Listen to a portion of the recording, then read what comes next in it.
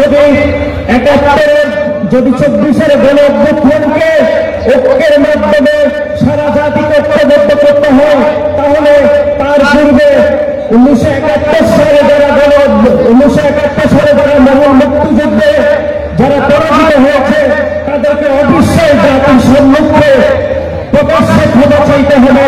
তাহলে ৭১-এর গণ অভ্যুত্থান এবং ২৪-এর গণ অভ্যুত্থান পরিপূরক হবে বলে আমরা মনে করছি। এবং একই সাথে বাংলাদেশ জাতীয়তাবাদী ছাত্র দল ইতিমধ্যে বাংলাদেশের প্রত্যেকটি ক্যাম্পাসে একটি ইতিবাচক রাজনীতির শুভ সূচনা করেছে। আপনারা দেখেছেন বাংলাদেশের গত ১৫ বছরে খুনি সংগঠন ছাত্রলীগের সন্ত্রাসীরা যে দখল দায়িত্ব এবং নজর ভিত্তিক রাজনীতি কায়েম করেছে, তার বিপরীতে বাংলাদেশ জাতীয়তাবাদী ছাত্র দল ২১ শতক উপযোগী একটি মেধাভিত্তিক ছাত্র রাজনীতি বিনির্মাণ করার জন্য যেখানে শুধুমাত্র সাধারণ শিক্ষার্থীদের স্বার্থকে প্রাধান্য রেখে আমরা ভবিষ্যতে রাজনীতিকে আয়োজন করতে চাই।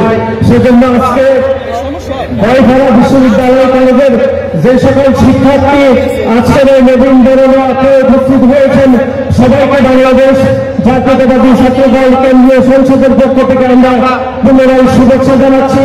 শিক্ষা ও প্রগতির পতাকাকে ধারণ করে যে সংগঠন বাংলাদেশের ৫ দশকের বেশি সময় ধরে এদেশের শিক্ষার্থীদের অধিকার আদায়ের জন্য কাজ করছে, সেই সংগঠন আরো যুগ যুগ ধরে বাংলাদেশের সাধারণ শিক্ষার্থীদের জন্য আরো আমরা ঐক্যবদ্ধভাবে কাজ করতে চাই।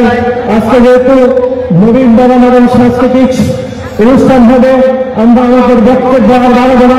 পরিশেষে বাংলাদেশ জাতীয়তাবাদী ছাত্র দলের পতাকা তলে আসার জন্য আপনাদেরকে উদাত্ত আহ্বান জানিয়ে আমি আমার সংক্ষিপ্ত বক্তব্য এখানে শেষ করছি। বাংলাদেশ জাতীয়তাবাদী ছাত্র দল গাইবান্ধা বিশ্ববিদ্যালয় কলেজ জিন্দাবাদ। শহীদ রাষ্ট্রপতি জিয়াউর রহমান মনে হোক। এদেশের গণমানুষের আদর্শ নেত্রী দেশের একটি খালেদা জিয়া জিন্দাবাদ। কোটি তরুণ